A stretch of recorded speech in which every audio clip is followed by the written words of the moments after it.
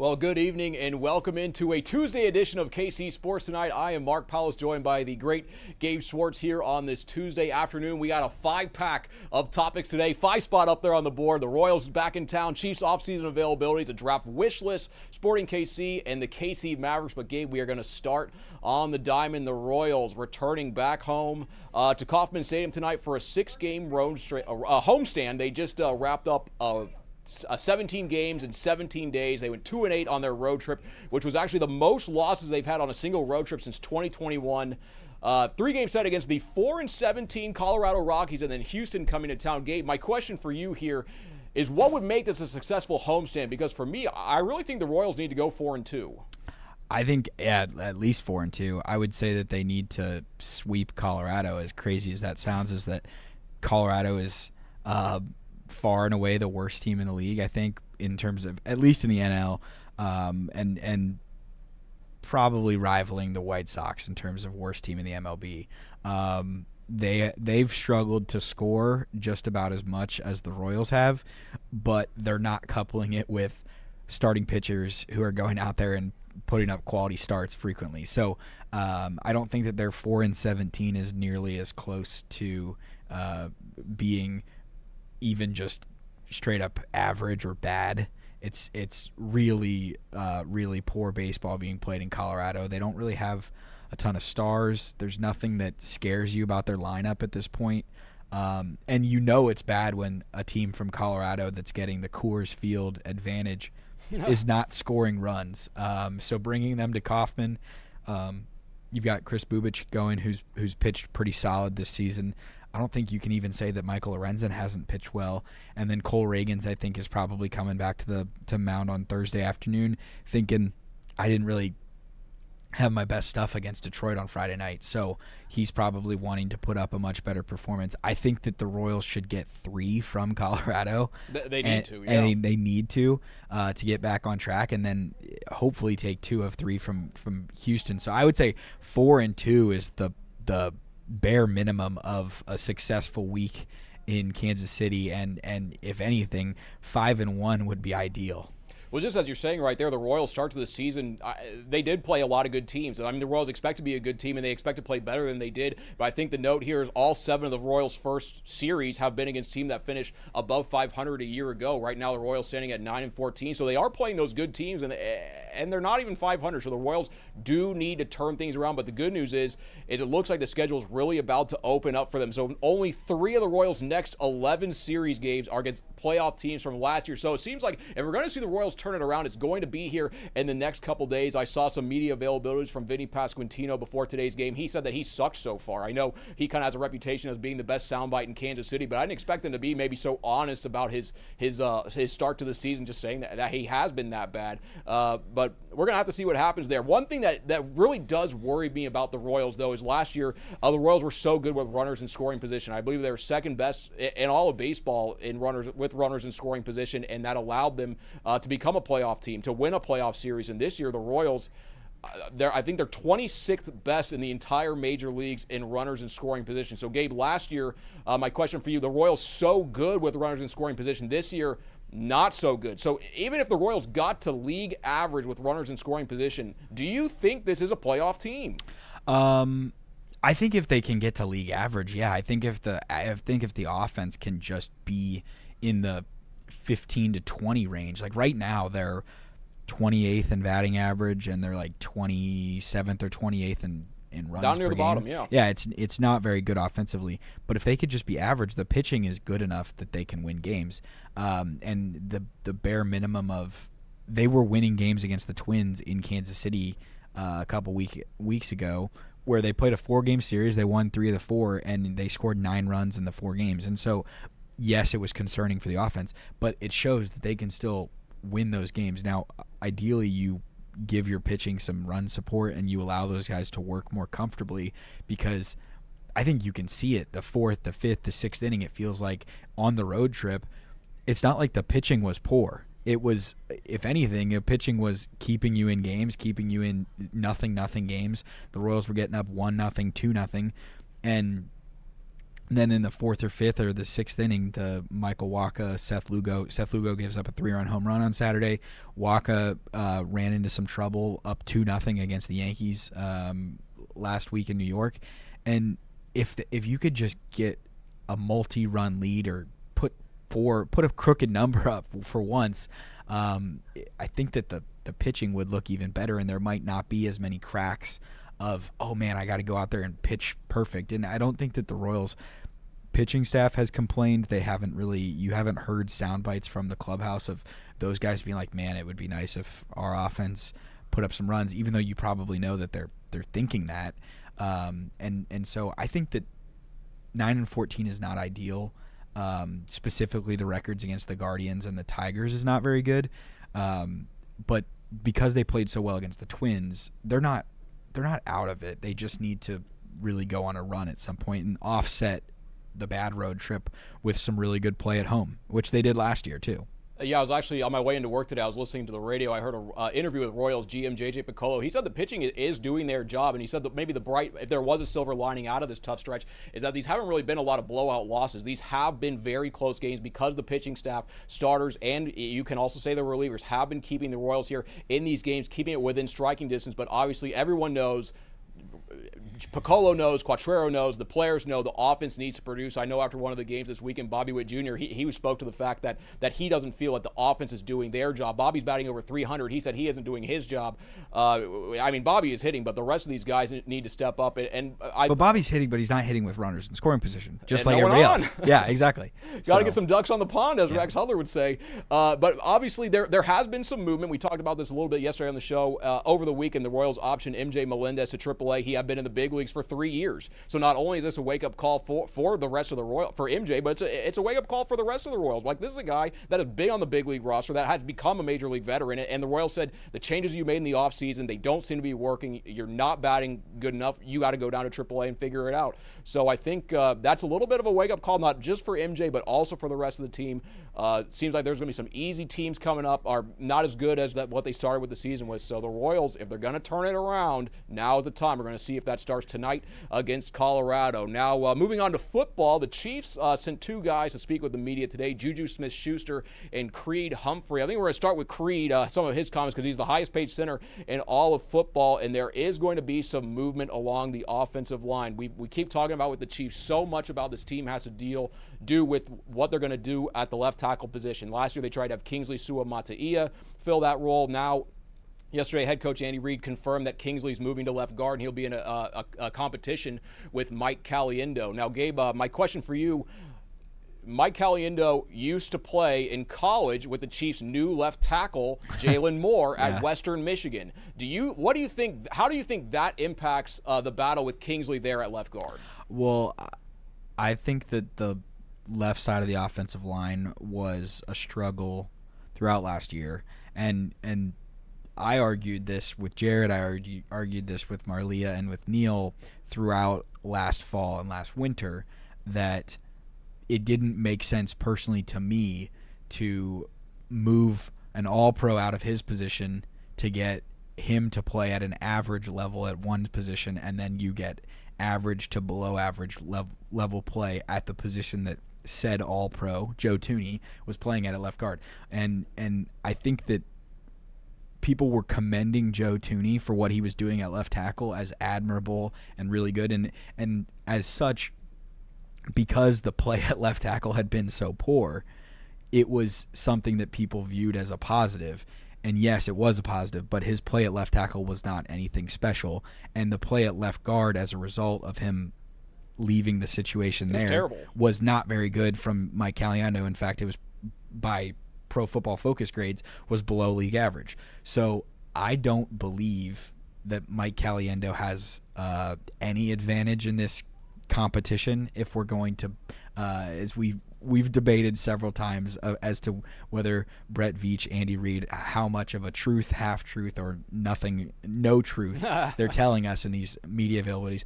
But what Andy Reid said yesterday about Mike Caliendo and Kingsley competing for the left guard spot, I'll say that, yeah, they're competing, but they're probably competing with the assumption or the goal being to make last year's second-round pick a productive starter, and if you already whiffed on him being a productive starter at left tackle, to salvage a second round value out of the pick, making him the starting left guard is kind of doing that. And so I think that has to be the goal.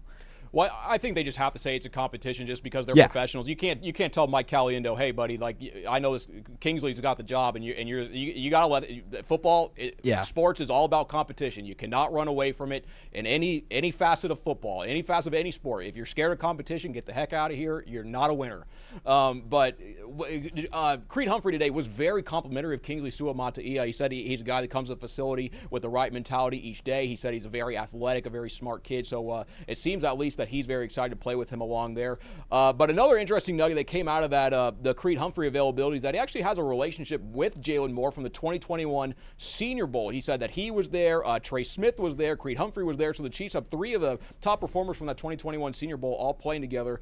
I think that's a little bit of a cool nugget. He also said he's very pumped up to have Trey Smith back. So it looks like this upcoming year, it looks like Kingsley could be a potential pretty solid starter, at least at left guard. Creed, obviously one of the best centers in the NFL, and then Trey Smith at right guard. The Chiefs, once again, along the interior. Gabe, what are your thoughts? Looks pretty strong. Yeah, I think that it's one of those things where if you're going to invest so heavily in the interior of the offensive line, which they've done with Creed being one of the highest paid centers, with Trey Smith, he's going to be one of the highest paid guards as long as he's on the franchise tag, and assuming that he gets inked to an extension at some point, either during this season, during this summer, or during Brett next Veach offseason. said after the draft, that's a priority for them. So we'll see how they work that out. But if you're going to do that, the best way to maximize that, and I think that one of the frustrations with the 2024 Chiefs team was that you had those two guys and you had Joe Thuney, so you had three incredible interior offensive linemen, and you didn't run the ball explosively at all, in large part because the Isaiah Pacheco injury, and just because you were just getting serviceable production out of it from Kareem Hunt and Samaje Perine. And so I really think that as we get toward the draft wish list conversation here of this program, giving the Chiefs some explosiveness in the run game has to be a priority in this draft, and there's plenty of options to do so. No, that certainly is something that has been lacking from the team. We'll get to that in a second. We'll quickly go to Juju Smith-Schuster. One note I want to have on him, the Chiefs, a lot of guys have new haircuts this year. Patrick Mahomes cut his hair. Juju Smith-Schuster came to today's media availability with purple hair. He says he's going to wear it through the summer. So if you see you guys, purple hair, Juju Smith-Schuster. Juju right now is down in Texas working out with Patrick Mahomes. They're all doing their own dumb thing down there. He says Mahomes has his own facility, and that's kind of cool to see the compound that he has down there. So, Gabe, right now the Chiefs working virtually, but it seems like they're getting some work in also physically, at least. Patrick Mahomes leading some workouts down there in Texas. Juju Smith-Schuster, though, back for another year with the Chiefs, re-signed one-year deal in March. What do you kind of think having him come back to the team? What will that do for Kansas City this year? I think it's a good thing in the sense that the expectation isn't for him to be some huge producer in terms of receiving yards and receiving touchdowns and all those kinds of things. But as a veteran who, at this point of his career, you can say he's a winner. He's played for some very solid Pittsburgh Steelers teams. He's been on the Chiefs for a Super Bowl victory, for a Super Bowl run, to lose in it last year. And I think that what you can say about him is that for as much as, if you're getting into the social media stuff and the TikToks and all that kind of stuff that he was doing when he was a much younger player, for as much attention seeking and as many headlines or tweets and Instagram posts and TikToks and all those kinds of things, as much as that got attention, he's kind of grown up to be a really solid veteran presence and a guy who it seems like is really well liked in the locker room. And so I think that that's a good person to have in there, along with younger guys like Rashee Rice, Xavier Worthy, and having Hollywood Brown in there as well. I think having veteran mentors to kind of guide those younger guys who are expected to produce at the level that Juju was expected to produce when he was younger, that's always a really good thing to have, because I think that he can be super relatable to them, and I think that makes the Chiefs wide receiver room better. Yeah, I think he's a great guy to have in that wide receiver room, especially for a lot of those reasons that you mentioned. Because speaking of Juju, this is a guy that can look at some of the younger players, and he really can say, I've been there, I have done that. I was a top recruit in the country. I was a star at USC. I was a second-round pick. Like, he can walk the walk and talk the talk. And this year, though, he's back with the team for the whole offseason. Last year coming in the middle of the year, and he said that actually will make a big difference for him, maybe production-wise on the field, because he's building these relationships from the ground up, from day one, day zero, whatever you want to call it, with the coaches, with his new teammates. He's definitely excited for that. But Juju coming up in a week is actually probably going to have to add a couple. He will actually have to add a couple new teammates with the NFL draft coming up. The Chiefs sitting number 31 overall in the first round. They have 4 picks in the top 100. I know General Manager Brett Veach has said they have needs along the O-line, the D-line, safety, wide receiver. Gabe, we were talking about this earlier. You kind of think that the Chiefs need to add an explosive threat to the running room. I know they don't kind of have a player like that on the roster, but so say they were to add a speedy threat in the backfield. What would that do? I don't know when the last time the Chiefs maybe had a speed threat out of the backfield. And then what do you think that'll do for the team? Yeah, I mean, I think that young Kareem Hunt was faster, but even he wasn't some incredible speed running back. If you think back in years past, it's not something that the Chiefs have really had since like a Jamal Charles. Yeah. Even Damian Williams, when he was the main running back for the Chiefs, you would say the Chiefs weren't trying to necessarily like pound the rock for 18, 20 carries a game. He was, if anything, he was being super effective in the screen game and all those kinds of things. But I would argue part of the reason that the Chiefs didn't have so much success in the screen game last year is because their running back options weren't explosive in that area as well. Like one of the things that made them so incredible in 2022 and 2023 when he was healthy was Jerick McKinnon. And that's somebody who wasn't some incredible runner of the football, even though he was a running back. But he had that stretch of games in 2022 where it was like 6 or 7 consecutive games where he caught a touchdown. And I think that having successful passing options or pass catching options out of the backfield is so important. And so as you look at the college football running back prospects, look down the list. Like, yes, Ashton Genty is going to go top 10, he's good. Fringe top 5 maybe on Thursday night. Omar, and he's from Boise State. He was a Heisman contender. Omarion Hampton from North Carolina. He's getting that buzz of like maybe the Broncos at 20 are going to pick him. Maybe he's there around 31. Ohio State, we just saw them with Will Howard, and they have 2 guys, Travion Henderson, Quinshon Judkins, and then you've got, if you watched the Big 12 this year, pick almost any school. And you can have Devin Neal at KU. You've got DJ Giddens at K-State. You've got Cam Scatterbu at Arizona State. I would say, even as the biggest Cam Scatterbu believer, he's not a fit for the Chiefs because he's not a speed guy, and he's not an explosive second. He would be like drafting a younger version of Kareem Hunt, and which maybe that's something that they're interested in. But then even throughout the league, one of the other Big 12 guys that I think fits what the Chiefs want to do maybe is R.J. Harvey from UCF, because you could use him. Brett Veach mentioned this.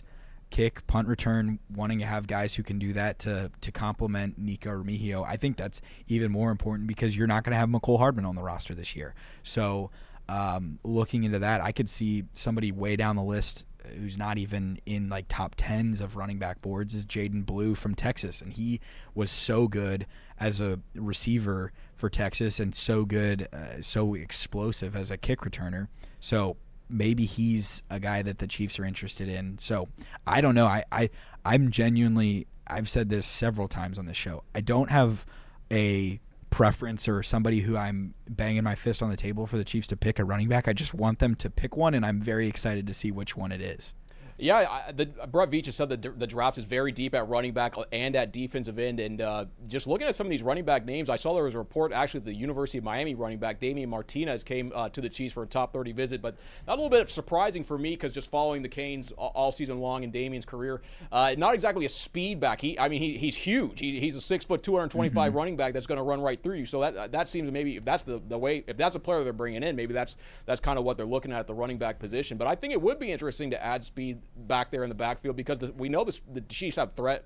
Xavier Worthy, fast players on the outside. But you got speed in different parts of the field. It can really affect the game, and I don't know what linebacker can cover a fast running back. I mean, there are some freak show linebackers out there, but it just creates a different threat. I think for me, though, my wish list is maybe something that's not something we're really talking about too much with the Chiefs, but I'd like to see maybe a big-bodied receiver. Maybe that could be a tight end or a tall wideout, because we see some of the guys that the Chiefs have. But, I mean, Travis Kelce, this is, in all honesty, probably his last year. I'd be shocked if he comes back for one more year after this. And I know the Chiefs have invested. They signed Noah Gray to an extension. Last year they drafted Wiley in the draft. But I think where 31 is, there could be some game-changing tight ends. There could be Mason Taylor from LSU. There could be Elijah Arroyo from Miami. There could be some guys that maybe you get Travis Kelce on the field with one of those guys. That's a matchup problem for a defense. And Gabe, what would you think if they were to add maybe a big-bodied receiver or another tight end? I think it would make sense, especially you lose DeAndre Hopkins in the offseason. Juju is not necessarily super big-bodied, but he's not a speed guy. But the rest of your receivers, Hollywood, Xavier Worthy, Rashee Rice, aren't guys who are winning on contested catches. We've seen Worthy actually do it a couple times, but it's not something that if you're the Chiefs, you're drawing up looks to get contested catch throws toward 5'11", 5'10" Xavier Worthy. So I think that Iomanor from Stanford is one of those guys who stands out. He's a big body guy.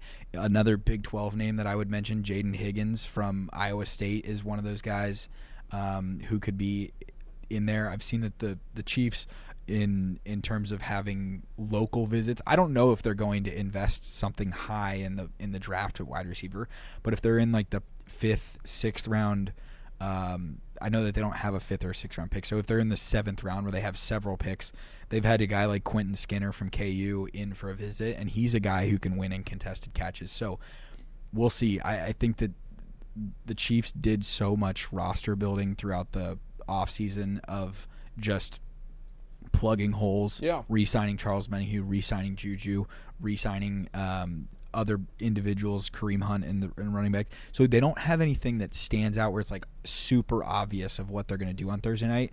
And thus, you could tell me that Brett Veach does different things with his first, second, 2/3, and then the 4th round pick.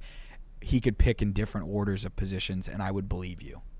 Yeah, I just think the good news for the Chiefs is, and I really feel, just as you're saying there, they have established their floor. They know who the core is who's going to be next year. They know who the majority of their playmakers and who their contributors are going to be. Now it's all about finding just those little extra pieces that they can. Maybe there's a good player at 31. The Chiefs have 4 picks in the top 100, just those little extra pieces that could push them over the top, maybe a safety, another corner. We're going to have to see what the Chiefs do there. As we just said, 4 picks in the top 100, 8 total in the draft. It all starts on Thursday. We're going to have you covered here every step of the way here on KCTV5. 2 more topics here today, going from the gridiron to the pitch. Sporting KC, 2-1 under Kerry Zavagnin and Gabe.